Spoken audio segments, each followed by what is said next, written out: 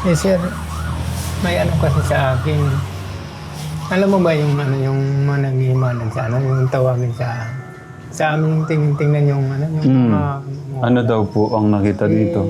hinawakan ako. Tatlo kami na ano, hinawakan. Yung nakita yung kamay ko. Yung isa, sabi isa lang daw magiging anak mo. Yung isa naman 4. Ako daw 10. Pero di ko sinasabi sa asawa ko. Ngayon ko lang sa inyo talaga sinabi. Ano kaya kung totoo? Matututo yun siya. Yun daw na ano ko, doon na, kumbaga sa ano, kinabahan ako doon. Sa ano na yun. Ano kaya? Bali, pangilan na po ba yung ano? Matutupad yun. Yan sir. 10 na yan. Kung 10. Eh, nakuna na siya. Oo. Sana nga po, last na yan sir.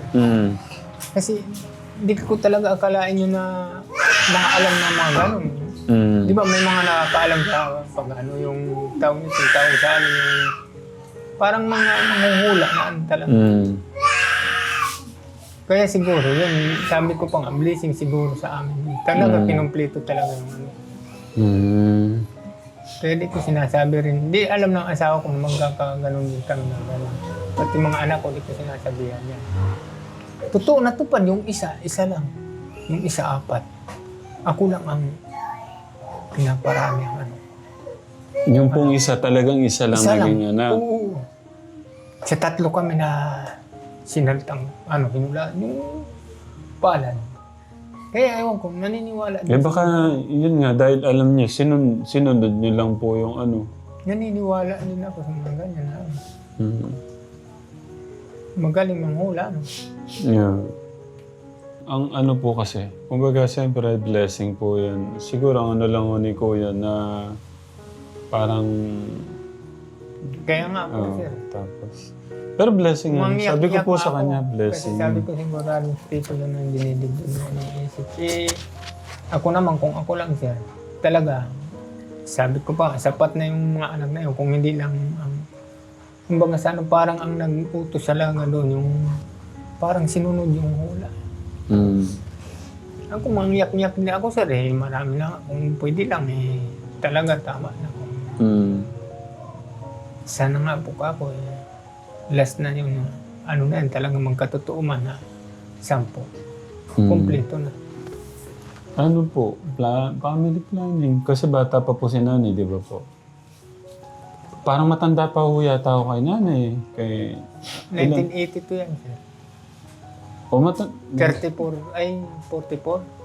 44, yan din sir. Matanda pala ng 1 taon. 1983 po ako eh.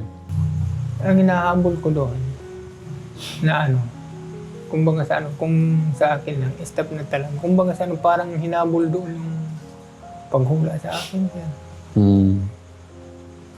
Doon ang kinakabahan niya ako doon sa ano. Talagang magaling siguro manghula. Magaling. Sabi ko, siguro yung sinusunod yung magaling talaga magaling hula. Yun lang po yung hula sa inyo, wala pong iba? Wala po iba. Yung isa lang. Yung isa 4. Nagkatotoo rin. Puro mga tugma. Yung concern nga din po niya, yung... kasi parang ang dami na daw nila. Tapos hirap, ano... Talaga, hirap talaga. Kung sa mahirap, hirap talaga siya. Kung sa mahirap ang pag-uusapan. Number 1 kami na mahirap. Kaso mo,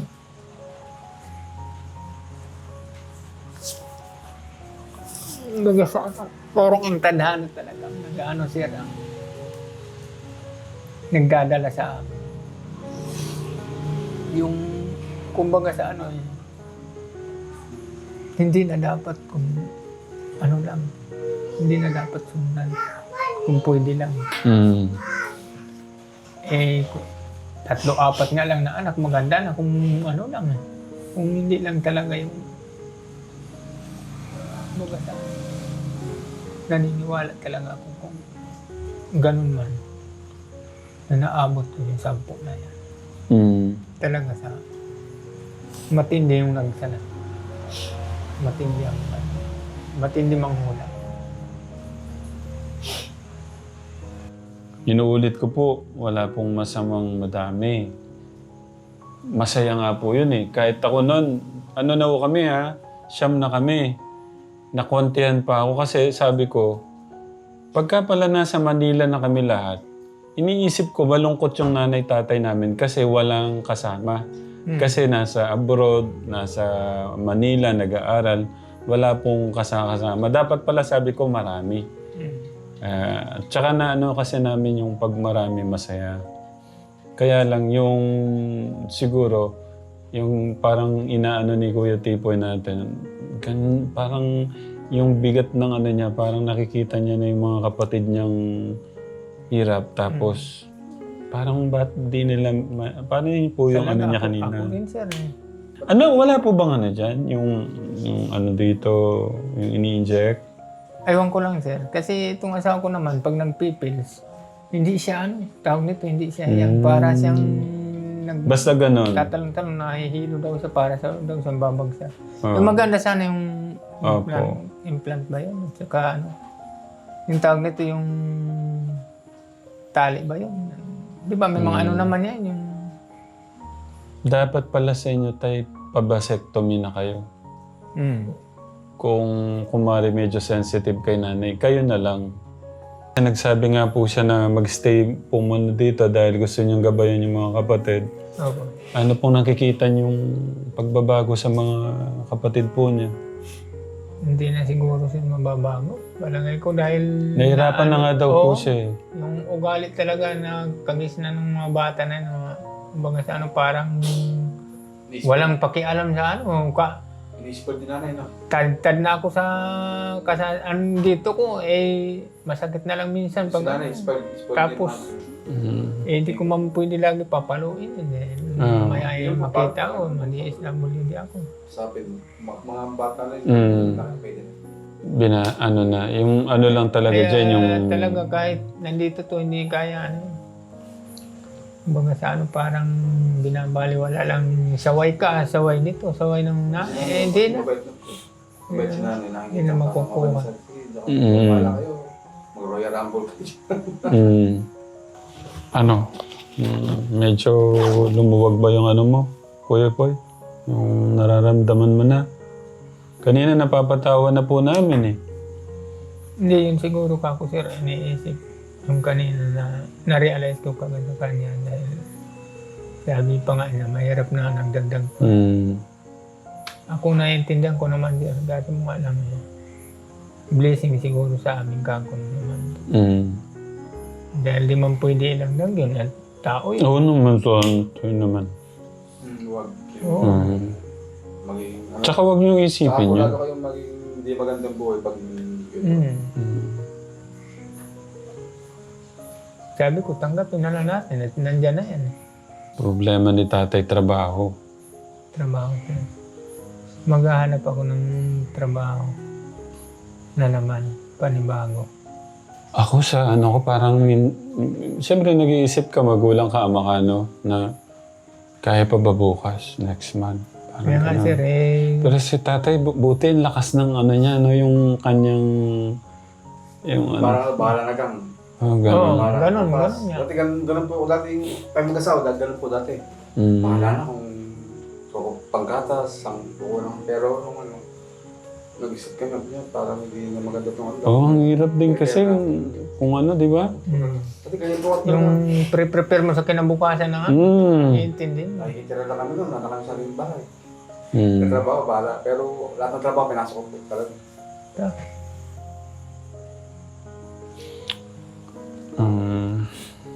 Pero kaya ni tatay yan. Si tatay pa. Wala pang Kaya nga sa akin naman, hanggat maaari, kahit yung isa man lang sana, maanuan ko, magabayan ko si Kuya Tipoy. Kaso, siyempre, nararamdaman niya yan, puso yan. Hindi ko kayang diktahan yung... Kumbaga, kung gusto niya dito gabayan yung mga kapatid, okay ako dun. Wala akong problema dun. Nung nagsabi ko siyang ganun, masaya ako kasi gusto ko niyang gabayan itong mga kapatid. Kasi daw po nakikita sa mga anak, yung mga anak ko doon, ganyan ganito. Gusto niya daw po ituro sa mga Ituro. kapatid. Tama. Yun naman, pag nandito siya, kung halimbawa sinaway niya, talaga yung iba, ano na, Mm. impis na kaagad ka kanya, hindi na talaga hindi na talaga naglalakas loob ang banta pag humawak siya ng ano niya. Meron kaya pamal kahit hindi palo niya. Talaga, hindi na talaga hindi nagpapasaway. Isang banda naman, mas maganda kasi yun na nakikita na yung reality para mas na ano siya, parang gawin niyang inspirasyon yun. Kaya nga, Kaso yung minsan kasi pagka ganun lagi nakikita mo, pagka nag-aaral ka, parang ano din eh. malilin lang yung isip mo pag ganyan Yeah. na. Pagdating mo magulo. Tapos nag-aaral ka pa. Kaya hanggat maaari sana. Babaan yan. Si Kuya Tipoy natin, gusto ko doon lang siya, nakapokus sa pag-aaral niya, ganun. Saka gusto rin naman din niya dito. Di ba? Tsaka iba ko kasi ang family, yung pamilya. Baka may gusto kang ano, okay na? Na ano ka na? Na anong tawag doon? Nabawasan na yung ano mo? Wala nang talagang ganyan na yan. Kaya, kaya The next one, medyo, ano yun? Tay, pero sa inyo po,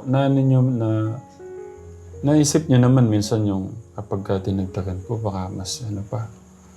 Kaya nga po, sir. Ano niyo naman po Oo, yun? naiisip ko na hindi na talaga pwede. Hindi na. Kung sa ano lang, hindi na talaga. Kumbaga sa ano, ba't nangyayari pa? Kumbaga sa ano, ba't nangyayari pa na gano'n na Siguro yung dadagdagan? mga iisip yun, yung mula. Kaya parang, pero yun eh.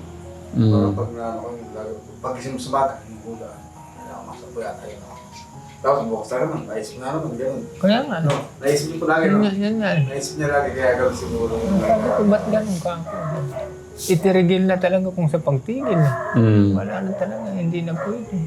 Dahil ko yan naisip. Kumbaga sa ano nga, sabi ko pa, parang dinadala ng tadhana papunta roon. Kasi kung ako lang talaga ang pagpapano, hindi na pwede talaga. Kahit sabi ko pa sa'yo, 4 lang na, 3, yung mga ganda na anak. Parang bulong. Parang inaano talaga. Sabi ko, nadala sa ano siguro sa hula. Ang iniisip ko, dumating tayo, ang ulam, noodles. May itlog po yan. Meron. Inaluan po siya. Oo. Tapos kanin, no? Tapos walang trabaho si tatay niyan. Saan kayo maghahanap ng trabaho kaya niyan, tay? Hindi ako nakapaghanap pa yun, sir, dahil yung motor tumatagas yung langis. Baka kako masira, matuyo ang pumakat. Kaya doon sa, sabi nung pinatingnan ko, lining daw kaya ano yun. Tawag nito yung oil seal. Doon sa ilalim ng istra. Baka kako matuyuan.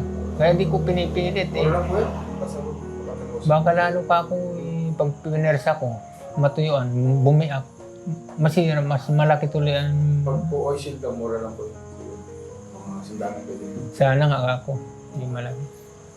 Tinanong ko kung uubos ba 500 pati pag change oil. Kasi 2 linggo na, ano siya? Tagas ng tagas. Siyempre, bibili ng ano yun, langis. Sabi nung baka umubos ka ika ng 500. Sabi sa akin nung pinatingnan ko. Wala naman iba, sir, na hangad ko kung hindi ang makapag-aral sana yung mga anak ko. Dahil nga sa kapos kami, sa kahirapan. Gusto ko sana maituwid sila ng maayos. Dahil sabi ko pa nga, yung pag-aaral nyo kako, yun ang number 1 na kumbaga sa honor nyo yun Hindi maaagaw sa inyo yun. Kahit sinong tao. Ako kasi prinsipyo nyo yun, sarili nyo yun. Yeah. Kumbaga sa tinatama ko kayo kako. Makapag-aral lang kayo ng kolehiyo, maganda na kako yun. Paniguradong may magtatanong na naman sa inyo, tay. Tay, hirap na nga kayo sa buhay. dinagdagan mo pa. Hanggang, Hindi ko masabi. Buti sinabi niyo po. Sagutin niyo po. kung halimbawa may mga katikra may magtanong sa amin na kung nga mahirap na kami, dinagdagan pa. Kung kami lang, kung ako lang, papasyahin, ayaw ko na talaga. Kumbaga sa blessing siguro sa amin ng Diyos, o blessing ng Diyos na nadagdagan pa kami. Hindi man pwede namin laglag yun dahil tao yun. Kumbaga sa may espiritu din yan. Kasalanan. Magiging kasalanan namin pag ipalaglag yun. Kaya sa mga viewers, pasensya na kayo kung halimbawa man sa ganito, yung pagkakataon namin, kung mahirap na kami, dinagdagan pa. Humingi na lang ako sa inyo ng pasensya. Sorry po kung halimbawa man kami ay hirap na nga nagdagdagan pa. Hindi ko talaga parang tinupad yung hula sa akin na magkakaganon ako ng anak na 10. Tinupad ng nung nanghula sa akin. Kanino mo? Kaya pasensya na po. Tumupad sa Pasensya 3 hula eh. Magkakaibigan eh, no? Pasensya na po kayo. Pero di ako naniniwala dun eh. Pero... Parang bulong sa isip niya. Sa itatay, pinupad niya. Iniisip ko nito yung araw-araw nila. Oh. Parang gumagana tapos walang trabaho si tatay. Pero kaya ni tatay yan. Nandito naman si Kuya Poy natin. Sana makahanap ng trabaho. Laban lang tayo. Galing pa na ako. Gulay. Maghanap na sa mga gulay. Alokbati, tapos sabi ko, parang matubig. Tapos si Nanay Aida mo anak ko, nagpadala ng allowance ng mga kapatid mo.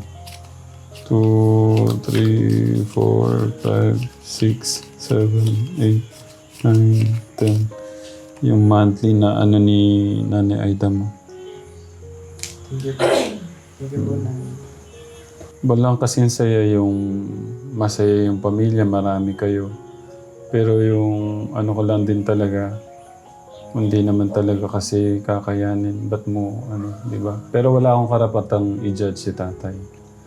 Ang sa amin lang naman, paniguradong may na, lang naman yun. Parang payo lang yun na ang dami mo na ng anak, hirap na yung buhay, dinagdagan. Meron mga ganun talaga.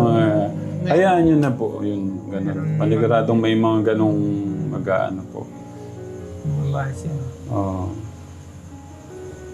Kung ako lang talaga, sabi ko pa nga, 3, 4 maganda na. Ba't kaya ganun? Hindi ko lubos maisip yung ganun. Dahil parang sinusunod yung sabi ko pa nga yung ng hula. Nantay, masyado na rin gabi. Sige lang po. din, medyo nyo tong i-comfort nyo yung anak nyo. Dapat nag-uusap po kayo. Nag-uusap-usap naman kami sir dito. Kaso mo kumbaga sa parang sumasakit din ang dibdib niya pag-uusap. Kung iniisip na yung Kanina nga po parang bigat eh. Parang di mo mabuhat sa... kalagayan namin. Ganun yan. Hirap na nga sa pagkain. Masakit to talaga sa kapatid na makita mo yung mga malilit mong kapatid na walang makain. Yun yung masakit.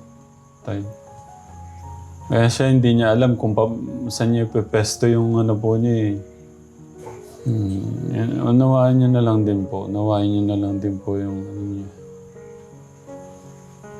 Basta mas maganda pag-usapan niyo yung mga ganyang po. Yan, thank you po ulit kay Tita Aida sa inyong pagmamahal sa mga kababayan natin. Magsimula kaninang umaga, nagsimula kami kala Kuya Dandan, mga katekram, sa allowance, pa groceries. Tapos, nagpunta nga kami dito para dapat doon sa allowance din. Kaso, medyo iba yung ni Kuya Tipoy kanina, kaya mulis muna kami. So, punta po muna kami kila Baby Maui, yung worth 20,000 naman na dinagdag po niya, tay, sa tindahan po nila Ate Juliet. Tapos, yan, dito. Tita Aida, thank you so much po sa love sa mga kababayan po natin. Yeah. Maraming salamat po, Tita Aida. Maraming salamat muna sa pagmamahal niyo po sa amin. Thank you po. Mag-iingat po kayo lagi. God bless po. God bless po. Tay. Tita Aida, maraming salamat po sa pagmamahal mo sa amin, sa pamilya ko, at sa mga anak ko. Lalong-lalo na itong mga estudyante ko na araw-araw pumapasok. Tapos, sinusuong nila kahirapan. Kahit minsan yung babae ko hindi nakakakain, pumapasok kasi ayaw niya nang uma-absent siya. Ma-absent. Sir. Galit na galit yung pag hindi nakakapasok. Gusto niya kahit walang laman yung tiyan niya, papasok talaga siya ng papasok. Kasi iniisip niya na babagsak siya pag halimbawa hindi siya makapasok, sir. Nahabol niya kasi ang ranking ng yung honor kumbaga sa lulugis siya pag hindi siya makapasok. Kaya inuobliga ng anak ko na babae na pumasok talaga kahit walang laman yung tiyan niya. Maraming salamat, Tita Aida, sa binigay mo sa amin na tulong. Malaking tulong po ito para sa amin. Sisiguraduhan ko po na ibibili ito ng makakain ng mga anak ko. At mapambudget-budget nila sa school. Salamat po, Tita Aida. Yeah, thank you lahat kay Tita, sa lahat po ng mga katekram. Thank you sa love and support. God bless po. We love you po with the love of God. Thank you, mga katekram.